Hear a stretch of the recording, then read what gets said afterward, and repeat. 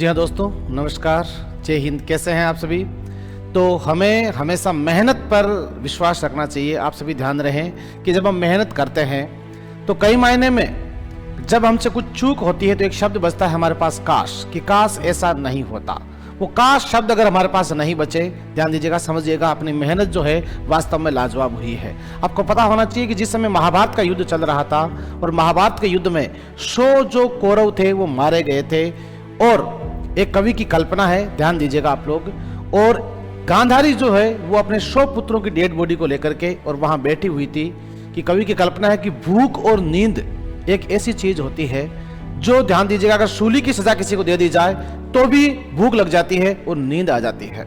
तो गांधारी वो 100 dead body लेकर के बैठी हुई थी अपने पुत्रों की और सोच रही थी कि काश, कि एक शब्द बचा, मैंने बताया ना आपको, काश शब्द बचता है। काश भगवान श्री कृष्ण जो शांति प्रस्ताव लेकर के आए थे वो हम स्वीकार कर लेते तो आज ये यूं मरे हुए नहीं पड़े होते।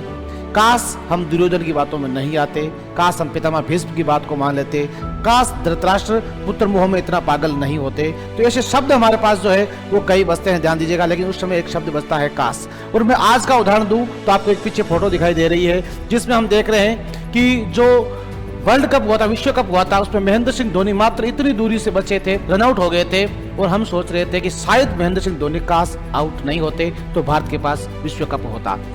और यही मंजर हमने अभी महिला विश्व कप में देखा कि जिसमें मात्र इतनी सी दूरी से भारतीय जो ये आउट हुई, ध्यान दीजिएगा, 7 नंबर जर्सी और ये भी 7 नंबर जर्सी। तो हमने सोचा कि हमसे विश्व कप केवल इतनी सी दूर रह गया। यहाँ कैमरे लगे हुए हैं इसलिए हम इस बात को देख पा रहे हैं। जिंदगी में कई मायने में हम भी जो है, कई मायने में इतनी सी दूरी से हम जो है सफल होने से चूक जाते हैं, लेकिन हमें हार नहीं माननी चाहिए। तो गांधारी जब सोच रही थी तो सोचते सोचते कवि की एक कल्पना है कि उसे भूख लग जाती है और वहां एक मायावी आम लटक रहा था और उसने उस आम को तोड़ने का प्रयास किया, लेकिन आम थोड़ा सा ऊपर रह गया था।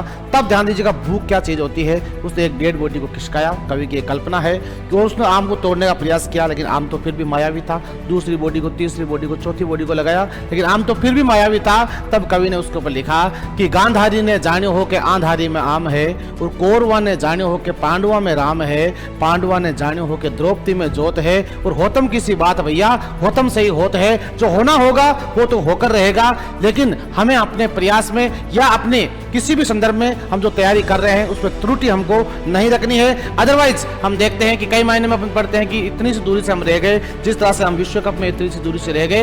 ये दूरी अगर हमें नहीं रखनी है तो अपनी पूरी शिद्दत के साथ में हमें मेहनत करनी है और तैयारी करनी है। तो पुनः मिलते हैं, तब तक के लिए स्वस्थ रहें, मस्त रहें। जय हिंद, जय भारत।